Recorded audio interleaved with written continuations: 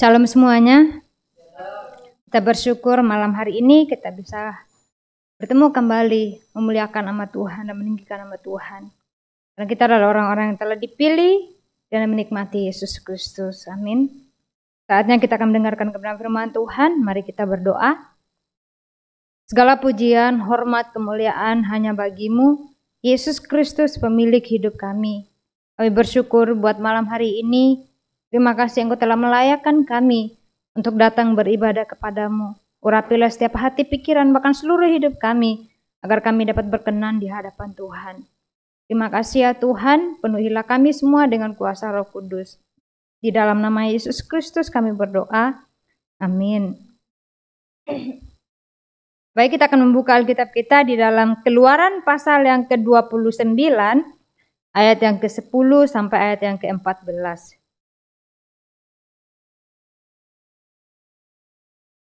Keluaran pasal yang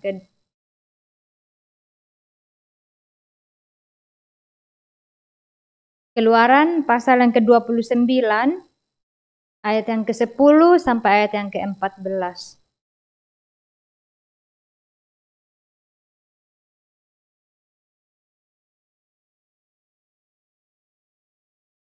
Baik, kita akan baca secara bersama-sama dalam hitungan yang ketiga. Apakah semua sudah dapat? Oke, 1, 2, 3. Kemudian haruslah kau bawa lembu jantan itu ke depan kemah pertemuan. Lalu haruslah Harun dan anak-anaknya meletakkan tangannya ke atas kepala lembu jantan itu. Haruslah kau sembelih lembu jantan itu di hadapan Tuhan, di depan pintu kemah pertemuan. Haruslah kau ambil sedikit dari darah lembu jantan itu, dan kau bubuh dengan jarimu pada tanduk-tanduk mezbah, dan segala darah selebihnya haruslah kau curahkan pada bagian bawah mezbah. Kemudian kau ambil segala lemak yang menutupi isi perut, umbai hati, kedua buah pinggan, dan segala lemak yang melekat padanya, dan kau bakarlah di atas mezbah. Tetapi daging lembu jantan itu, kulitnya dan kotorannya haruslah kau bakar habis dengan api di luar perkemahan. Itulah korban penghapus dosa. Amin.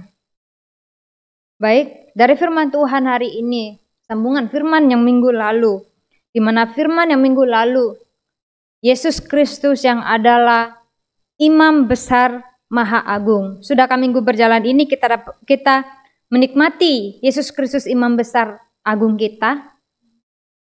Amin. Kita bersyukur bahwa kita telah dipilih oleh Tuhan. Dia telah melayakkan kita untuk datang beribadah kepadanya. Dan malam hari ini kita dapat kembali berkumpul meninggikan Dia, Yesus Kristus, yang adalah Imam Besar Maha Agung kita. Dan firman hari ini, di mana firman yang minggu lalu, Allah telah memerintahkan kepada Musa untuk berbicara kepada Harun juga anak-anaknya. Mereka mau ditabiskan untuk menjadi imam di hadapan Tuhan. Tuhan telah memilih mereka, Tuhan telah memilih umatnya, imam untuk melayani Tuhan, melayani yang mempersembahkan korban persembahan di hadapan Tuhan. Dan sebelum itu masih ingatkah teman-teman maksud Tuhan mengeluarkan bangsa Israel dari tanah Mesir? Teman-teman masih ingat nggak? Kenapa Tuhan membawa umatnya keluar dari tanah Mesir?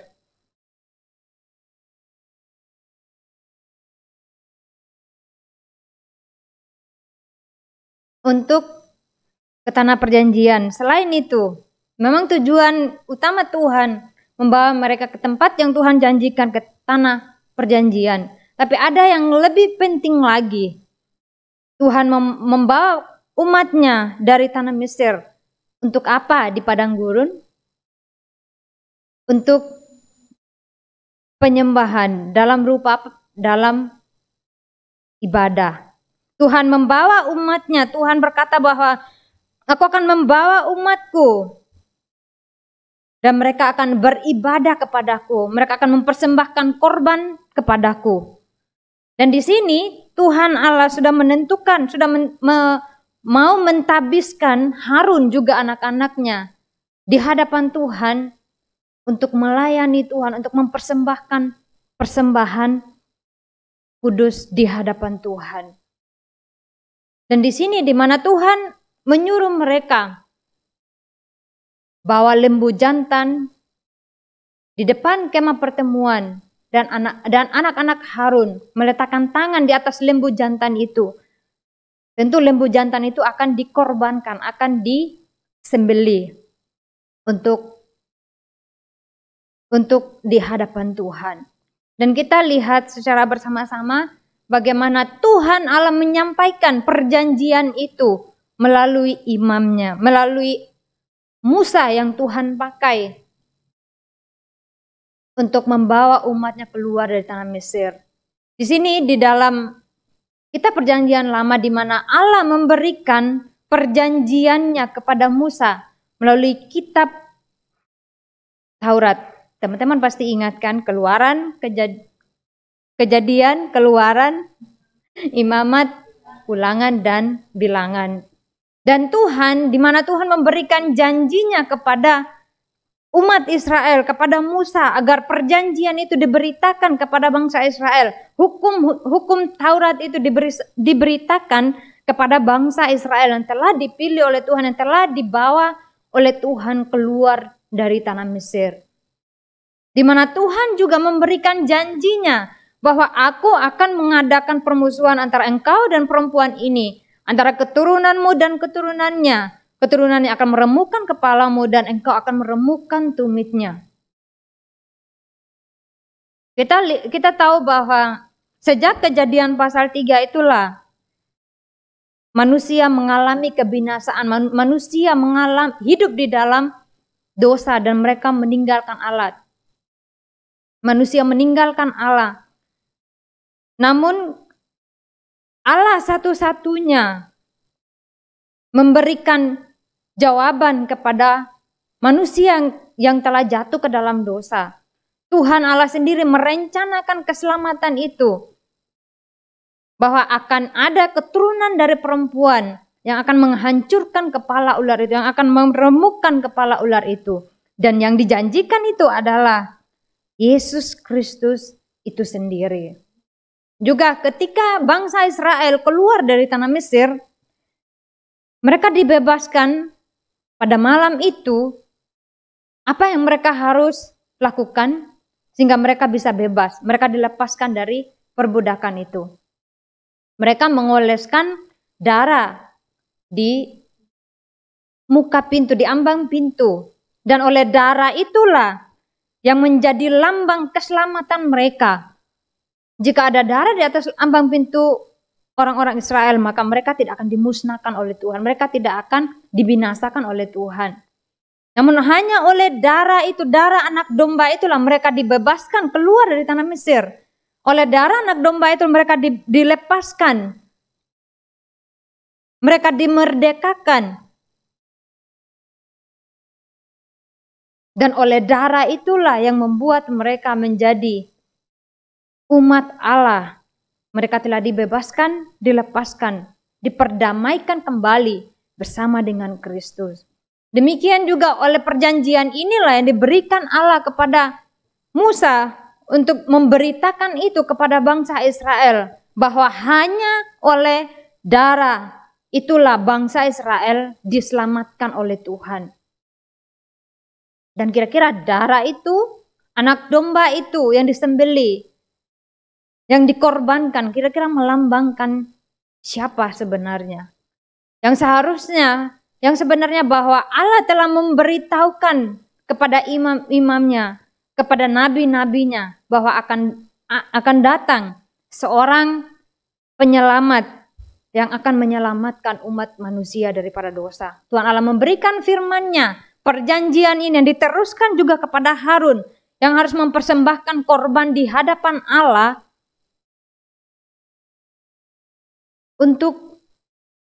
dan Allah sendiri yang memilih Harun juga anak-anaknya untuk menjadi imam.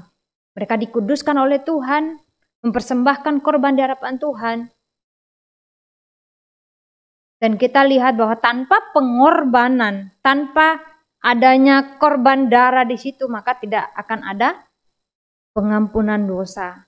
Dan dari zaman dulu itu orang-orang, kita tahu bahwa bangsa Israel adalah bangsa yang selalu tidak taat di hadapan Tuhan. Mereka selalu berbuat dosa di hadapan Tuhan. Nah, bagaimana agar mereka bisa dibebaskan dari dosa mereka? Ya harus mempersembahkan korban di hadapan Tuhan. Dan mempersembahkan korban itu hanya seorang imam yang telah ditentukan oleh Tuhan, yang telah dipilih oleh Tuhan, mempersembahkan korban itu, dan melalui korban itulah sebagai ganti umat Israel dibebaskan dari dosa mereka. Korban itu harus disembelih, lembu sapi, kambing domba harus disembelih agar bangsa Israel bisa terbebas, bisa terlepas dari dosa mereka. Namun kita lihat bahwa itu di perjanjian lama. Namun sekarang kita lihat bahwa kembali Yesus Kristus yang telah dijanjikan itu, Yesus Kristus yang telah dinubuatkan itu telah datang ke dalam dunia. Dialah Yesus Kristus, imam besar, agung, imam besar yang sejati, yang telah datang ke dalam dunia, mati di atas kayu salib hanya untuk siapa? Untuk saya dan saudara. Jadi ketika di zaman perjanjian lama, orang-orang mempersembahkan korban di hadapan Tuhan agar dosa mereka diampuni. Mereka mempersembahkan korban di hadapan Tuhan agar dosa mereka dilepaskan, agar mereka bisa bebas datang di hadapan Tuhan. Dan imam itulah yang menyiramkan darah itu kepada bangsa Israel. Dan oleh darah itulah yang melepaskan bangsa Israel daripada kutuk, daripada maut, daripada dosa. Itu di perjanjian lama. Namun dia yang telah dijanjikan itu, seorang penyelamat yang telah dinubuatkan itu, anak domba yang sebenarnya telah datang, yaitu Yesus yang menghapus dosa dunia dengan pengorbanannya, memenuhi nubuatan bahwa dia adalah seorang yang menyelamatkan umatnya daripada dosa. Di dalam Yohanes pasal yang ke-1 ayat yang ke-9 mengatakan bahwa terang yang sesungguhnya yang menerangi setiap orang sedang datang ke dalam dunia. Dan siapakah terang itu? Yesus Kristus itu sendiri. Yesus Kristus yang telah dinubuatkan di perjanjian lama telah datang ke dalam dunia menjadi terang bagi seluruh dunia. Dan dia adalah terang yang sesungguhnya, terang yang sejati, yang dapat menyelamatkan umatnya, membebaskan mereka. Dia sendiri juga oleh pengorbanannya di atas kayu salib, ya sekali untuk selama-lamanya memasuki ruang Maha Kudus. Bukan dengan darah anak domba jantan lagi, namun dengan darahnya sendiri. Ia berkorban untuk saya dan saudara. Dan pengorbanannya itu adalah pengorbanan yang sangat-sangat sempurna, tanpa syarat. Kalau kita saat ini, kita secara manusia, untuk melakukan sebuah pengorbanan, pasti ada timbal baliknya. Saya berkorban ini, dan kamu pasti akan berkorban juga untuk aku. Artinya ada syaratnya. Seseorang mau berkorban untuk orang lain, pasti dia akan membutuhkan imbalannya. Benar? Dia pasti akan membutuhkan syarat-syaratnya. Kalau saya mau bantu kamu, pasti nanti kamu juga harus bantu saya dong. Kalau saya mau berkorban untuk kamu, kamu juga harus berkorban untuk aku. Namun kita lihat bahwa kasih Allah, pengorbanan Yesus Kristus di atas kayu salib adalah pengorbanan yang sangat sempurna. Yesus menjadi korban yang sempurna, yang membawa penebusan yang kekal bagi umatnya, bagi saya dan saudara. Amin. Sehingga kita bisa diselamatkan, sehingga kita bisa dibebaskan oleh pengorbanan Yesus Kristus di atas kayu salib. Dan kita tahu bahwa sekalipun orang yang punya kuasa di dunia ini tidak akan mampu mengorbankan nyawanya untuk saya dan saudara. Bahkan orang yang berkuasa di dunia pun tidak akan mampu, tidak akan memberikan kekuasaannya untuk saya dan saudara. Namun kita lihat bagaimana Yesus Kristus itu sendiri. Kita yang berdosa, kita yang harus mencari Allah. Kita yang berdosa, kita harusnya yang berlari kepada Allah. Kita yang berdosa, kita yang harus datang di hadapan Tuhan. Namun ini sebaliknya. Dia yang tidak berdosa, dia yang Allah yang kudus, dia meninggalkan tempatnya, datang ke dalam dunia untuk saya dan saudara, orang yang berdosa. Dan secara dunia kita lihat bagaimana pemimpin-pemimpin besar kita. Dapatkah mereka turut merasakan semua kekurangan atau kelemahan orang-orang di bawahnya? Mampukah dia datang untuk masuk di tengah-tengah orang-orang yang tidak sederajat dengannya? Secara duniawi kita lihat nggak ada yang mampu berbuat seperti itu. Namun Tuhan kita, Allah kita, yang meninggalkan tempatnya yang kudus. Untuk apa dia harus datang ke dalam dunia untuk kita? Kenapa dia harus datang ke dalam dunia, meninggalkan tempatnya? Kasihnya yang besar itulah kepada saya dan saudara sehingga harus datang ke dalam dunia, mengorbankan dirinya. Bahkan dia harus mati di atas kayu salib. Untuk saya dan saudara diselamatkan. Dan melalui darahnya kita menerima karunia penebusan yang melayakkan kita untuk datang hidup di hadapan Tuhan. Dan dengan penebusan mengarahkan kita untuk hidup sesuai dengan tujuan Allah. Dan berdiri sebagai saksi yang memberitakan Injil di seluruh dunia. Tuhan Allah membebaskan kita dengan tujuan agar kita bisa menjadi umat pilihannya. Menjadi seseorang yang dapat memberitakan kasihnya, namanya di atas kepada seluruh bangsa, kepada semua orang. Dan Tuhan mau memakai saya dan saudara. Saat ini Tuhan memperlengkapi saya dan saudara. Tuhan tidak memilih orang yang sempurna, orang yang punya kuasa untuk memakai mereka menyampaikan Injil. Namun Tuhan memakai orang, Tuhan memakai setiap proses yang terjadi dalam kehidupan kita untuk menyempurnakan kita menjadi orang-orang yang benar-benar layak di hadapan Tuhan. Karena Tuhan sendiri yang melayakkan hidup saya dan saudara. Amin. Untuk itulah Dia sendiri yang datang ke dalam dunia. Dia sendiri yang membebaskan saya dan saudara. Dan oleh dirinya sendiri telah menyucikan kita, membuat kita menjadi orang yang sampai saat ini masih bisa bernafas, sampai saat ini masih bisa bersyukur. Semua itu bukan karena kekuatan kita, bukan karena siapa kita, namun karena siapa? Yesus Kristus itu sendiri, imam besar kita yang telah memilih saya dan saudara menjadi umat pilihannya. Dia telah mengurapi saya dan saudara menjadi umatnya. Di dalam 1 Yohanes 2 ayat 27 mengatakan bahwa sebab di dalam diri kamu tetap ada pengurapan yang telah kamu terima daripadanya. Karena itu tidak perlu kamu diajar oleh orang lain. Tetapi sebagaimana pengurapannya mengajar kamu tentang segala sesuatu. Dan pengajarannya itu benar, tidak dusta. Dan sebagaimana ia dahulu telah mengajar kamu. Demikianlah hendaknya kamu tetap tinggal di dalam Dia. Dia yang memilih saya dan saudara. Dia yang mengurapi saya dan saudara. Dan oleh pengorbanannya yang sempurna itu telah menyempurnakan hidup saya dan saudara. Dan kita yang telah disempurnakan ini, kita yang telah dipilih ini, harus tetap berada di dalam siapa?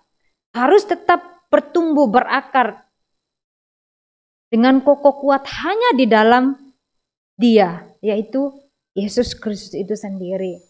Dia yang telah menyucikan kita dari hidup kita yang lama. Dia yang telah mengenakan kita pakaian yang kudus, pakaian yang baru agar kita bisa layak datang di hadapan Tuhan. Kalau kita mengingat kembali kehidupan kita sebelum kita mengenal Kristus, bagaimana hidup kita? Kita orang yang hidupnya karu-karuan, orang yang tidak punya arah hidup, hidupnya tidak jelas. Dan saya harap sekarang hidupnya sudah jelas. Dan kita orang yang dulunya orang yang tidak mengetahui arah hidup kita, kemana saya harus pergi, untuk apa saya hidup. Kita orang yang diperbudak oleh dosa.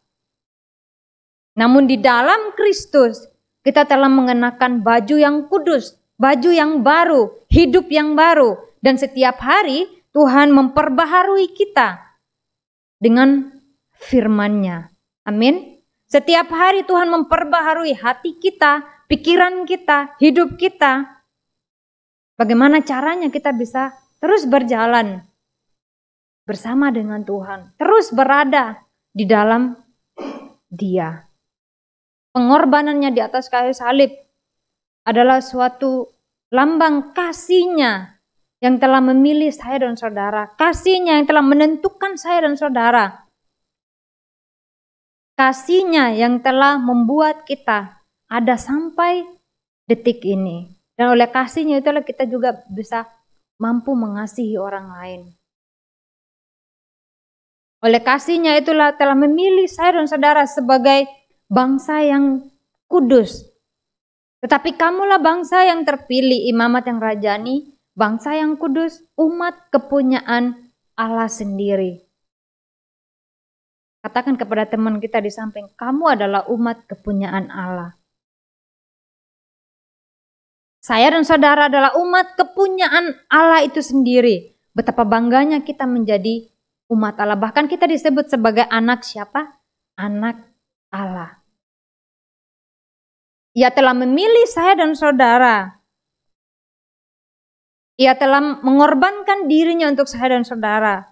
Dan kalau kita lihat di firman Tuhan yang kita baca tadi bahwa imam harus mempersembahkan korban di hadapan Tuhan agar dosa mereka, agar dosa orang-orang Israel bisa dikuduskan, bisa disucikan, bisa dibebaskan daripada dosa. Mereka harus mempersembahkan korban. Apakah saat ini kita juga membunuh hewan, terus darahnya kita kasih di ambang pintu, atau membunuh beberapa binatang untuk dosa kita bisa diselamatkan? Tidak demikian. Dia sendiri telah menjadi korban untuk saya dan saudara bisa diselamatkan. Kalau di tempat saya, di Sumba itu masih ada. Mereka masih mengikuti perjanjian lama ini. Mereka masih menyembelih hewan, terus darahnya itu dioleskan kadang di batu, di kayu, atau kadang di orang, darah hewan itu yang disembelih. Masih ada sampai sekarang. Namun tadi sambil saya merenungkan kebenaran firman Tuhan bahwa ya ternyata benar. Masih ada yang dilakukan sampai sekarang di tempat saya. Hal itu. Namun di sini bahwa persembahan mereka itu bukan untuk Tuhan, namun untuk siapa? Untuk diri mereka sendiri, untuk penyembahan berhala.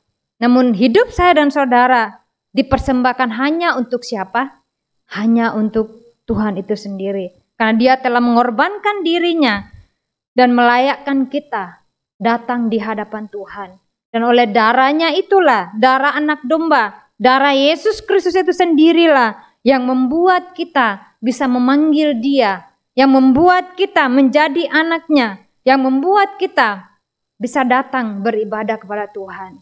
Dan oleh darah Yesus Kristus itulah yang membuat kita ada sampai saat ini.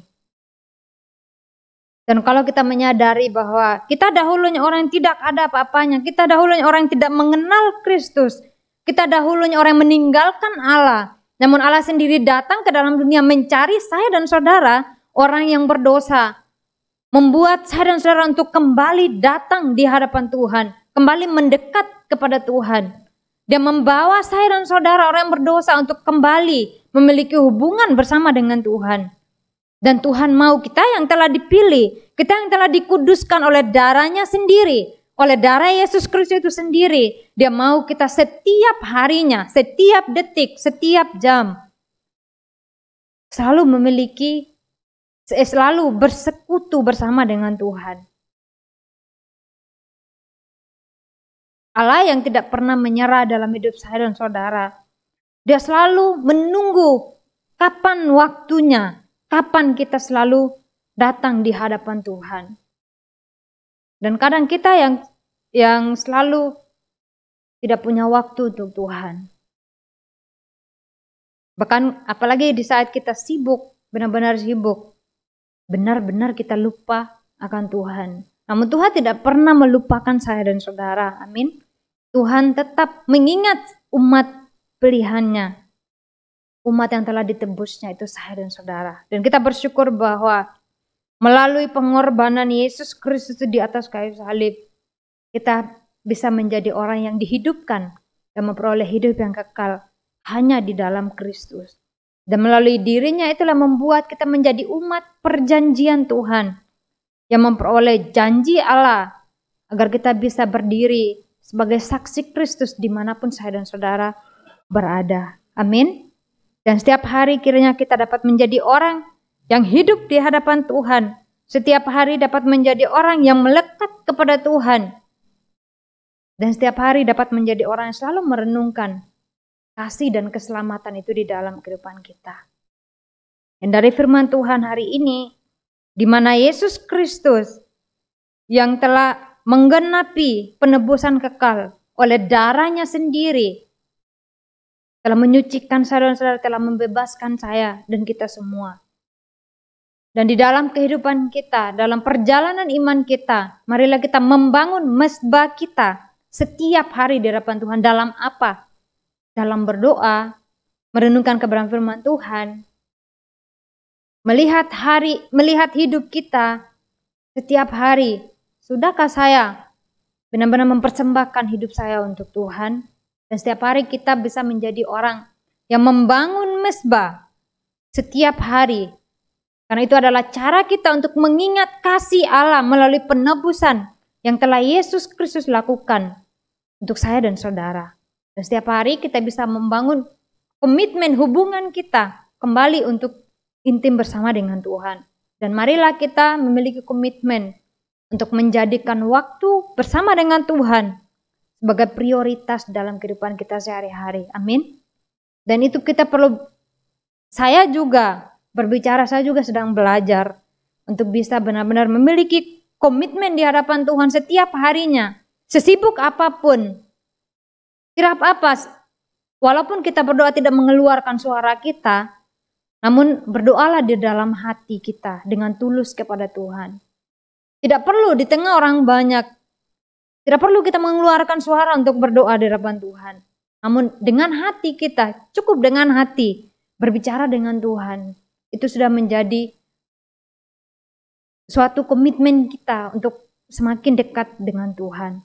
Dan saya percaya bahwa kita pemuda-pemudi yang ada di tempat ini, marilah hari lepas hari, setiap harinya, terus membangun komitmen kita, hubungan pribadi kita bersama dengan Tuhan. Dan setiap harinya kita dapat memprioritaskan hal-hal yang penting di hadapan Tuhan. Dan menjadi orang yang sampai akhir didapati oleh Tuhan setia bersama dengan Tuhan. Amin. Dan saya mau kita membaca bersama-sama dan kita mengatakan kepada teman kita yang di samping, Yesus sudah menebus hidup kamu. Maka hiduplah di dalam Yesus Kristus. Jadilah saksi dan bangunlah mezbahmu setiap hari. Itulah komitmen kita setiap hari, bahwa kita selalu mengingat keselamatan yang saya terima, keselamatan yang kita terima hanya oleh karena Yesus Kristus itu sendiri yang menebus hidup saya dan saudara. Untuk itulah marilah kita tetap berakar di dalam Dia, menjadi saksi Kristus dimanapun kita berada, dan setiap harinya selalu membangun komitmen kita, hubungan kita bersama dengan Tuhan. Amin. Amin. Sekian dari firman Tuhan malam hari ini. Mari kita berdoa. Terima kasih ya Tuhan, Engkau telah melayakkan kami oleh darah-Mu yang kudus, oleh darah Yesus Kristus di atas kayu salib, telah menyempurnakan kami menjadi umat pilihan Allah, telah memilih kami dan telah menebus kami orang-orang yang tidak layak di hadapan-Mu. Terima kasih Engkau telah melayakkan kami. Terima kasih ya Tuhan untuk kasih karunia-Mu. Kiranya hari-hari hidup kami terus memandang Engkau Yesus Kristus. Dan hari-hari hidup kami terus berdiri di hadapan-Mu. Menjadi saksi Kristus dimanapun kami berada. Urapilah kami semua dengan kuasa Roh Kudus. Dan tuntunlah setiap langkah kehidupan kami ya Tuhan. Di dalam nama Yesus Kristus kami berdoa. Amin.